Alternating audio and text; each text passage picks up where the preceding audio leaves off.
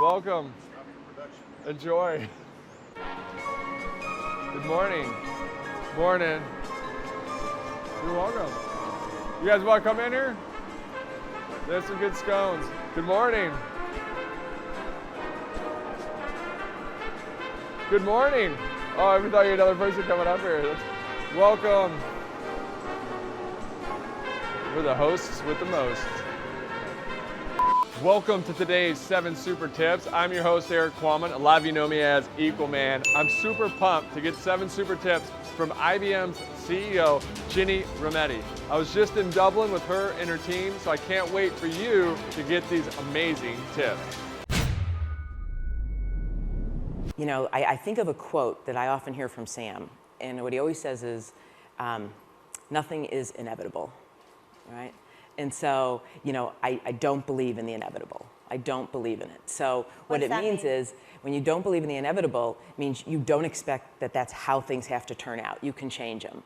And I think what it's led, and what I have learned from it, is this idea of whatever business you're in, it doesn't matter. It's going to commoditize over time. It's going to devalue. You've got to keep moving it to a higher value. Keep going to a higher value. Never define yourself as a product. And in fact, I would augment it. I often say never define yourself by your competition either. It's good that you're not defining yourself as a product at IBM, because you would be split personality. No, and it isn't. Thousands It's honestly driven more by, because if you live and define yourself by a product or your competition, you lose sight of who your customer is. Mm-hmm. And you lose sight of what you do is, because I always say, we don't exist without them. So that is why you define yourself not by a product, right? Mm-hmm. By what you offer. A mechanism that has, I think, worked for us is an idea about, because you always have to balance both the short and the long term and find a way to engage, as you described. You know, I've got teams of all different kinds of professions around the world.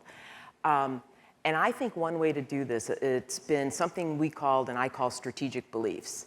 Meaning, look, the world is moving fast. However, you've got to both make short-term decisions that reinforce a long-term vision of where you're going. And this idea of strategic beliefs has worked. And for us, it's 3 different views about the future. One is that there is a new era of computing. You started it by talking about that. The second is that it's going to bring technology to new buyers, in fact, to new people who don't necessarily think of technology firsthand to do their jobs. And the third is it's going to change the way you work. And then within that, you make your short-term and long-term. And the reason I bring it up is, I think all of us have really smart people in our companies, and you need to give them a framework to be able to innovate on their own, make fast decisions, change, do things, but kind of with a true north about where it goes over the long term. And I think that's one of the most, it's proven to be a great vehicle. And the other thing that's proven to be, I think, a very good way to talk with a wide population has been to think really hard and be very focused on what must endure and what must change. And what must change for all of us, I think, over time is almost anything we do. And what endures is the character of your company. I will tell a story that I learned, and maybe in the same spirit. We all have a lot of mentees here, or people we mentor, and many of you are so accomplished. But when you say what keeps you fresh, I remember, and I want to connect sort of 2 stories, really early in my career. I can remember being offered a big job. And I can remember my reaction to the person who offered it to me. I right away said, you know what? I'm not ready for this job. I need more time, I need more experience, and then I could really do it well. And so I said to him, I need to go home and think about it. And I went home that night, and I've been married 32 years now. And my husband at the time, as usual, I'm blah, blah, blahing, and he's just sitting there. And as I'm telling him about this, and I told him I would get back to them tomorrow, and he said to me, he looked at me, and he just looked at me and he said, do you think a man would have ever answered that question that way? And I sort of sat there, and it taught me a lesson. And he said, I know you. You go do it. You're going to, 6 months, you're going to be bored. My goodness, why didn't you? And what it taught me was, and it's related to how do you stay fresh, what it taught me was you have to be very confident, even though you're so self-critical inside about what it is you may or may not know.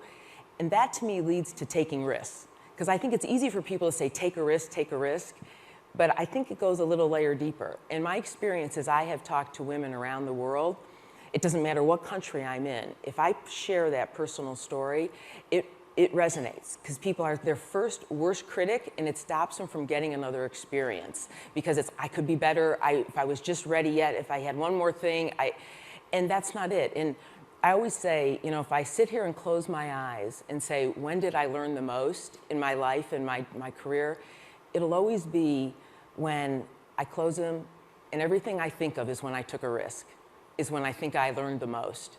So it's a personal story of, to me, how you stay fresh at it is, you always have to do something that puts you in a zone you don't know. Someone once told me, growth and comfort do not coexist. And I think it's a really good thing to remember.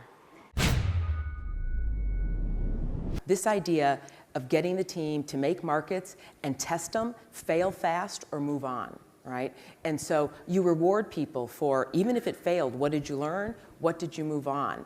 And so that idea, making, fail fast, go forward, is, I think, one of the biggest ways we've been able to advance that. And some of the great, you know, I listened to all the ladies' introductions. One of the big markets we think out there is around chief marketing officers, as an example, with the future here and what I called cognitive computing. It's about, big data is one thing, you'll never be able to get through it all. It's going to be a whole era that's going to help you get through this, and everybody's job in a front office, chief marketing officer, a mayor, a chief of police, their jobs are going to be redefined by this. These are the kind of markets you want people test them, try them, move them. And so that would be my biggest recommendation on that. Always, no matter what it is this relentless reinvention of whatever it is that you do, this relentless reinvention. And I think I can remember one of the things in one of my conversations Warren had said to me, and I think it's a good question to ask yourself for any business when you make your decisions. Always people say, would I make the same decision? Because if you're relentless reinvention, you kind of have a mindset of being a steward for the long term, and you'll say to yourself, you know, would I make the same decision if I was a private company or a public company? I think is a good question to always ask yourself when you make big decisions. And then I'll also share with you when I remember from this conference years ago. Mikhail, it would have been many years ago. It couldn't have been more than 16, but it was a number of years ago. Older than that. I always remember a quote. Some people may have. It was the late Ann Richards, and someone asked her a question about. She was the governor of Texas, and I'll always remember this quote because it goes with this idea of, you know, relentless reinvention. And she said, someone asked her, what was the secret to her success? And she said, it's just passion and perseverance when everyone else would have given up. And I think there's a lot to be said for that. I have to tell you something, and it's kind of an interesting story. General Motors had, at the time, back when I went to university, and I went to Northwestern, and I was putting myself through school. And back in those days, GM offered me a scholarship. No strings attached. Nobody does that anymore. But no strings attached, help me with school if I would just work in the summers. And I felt a great obligation then to try. And so, but what I always say to people, what I learned at what I thought was a really young age at the time, is that I learned the importance of passion about what you did. And it isn't, and I say to Mary, you love cars. You know, I like helping you, but I wasn't in love. In fact, I was working on trucks and buses, okay? And I'm like, I wasn't in love. And it taught me something, and I probably didn't crystallize it till later in life, that it was the importance of being passionate about what you do. And I guess that's so easy to say, especially for everybody here you're doing something now you like or you will do. But boy, life is too short.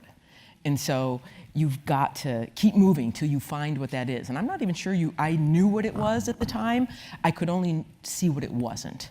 And so that was what made me move. And so because I said I love technology, because I was an engineer, I loved it, but I wanted to apply it to do things. That's it for today's 7 super tips from IBM's Ginni Rometty. My hope is you got something out of it, because this show is all designed to unlock and unleash your inner superpower. So make sure to hit the subscribe button below to get the next 7 super tips. And until next time, this is Equalman reminding all of us, have fun, help people, because it's not what you take from the world, it's what you leave behind.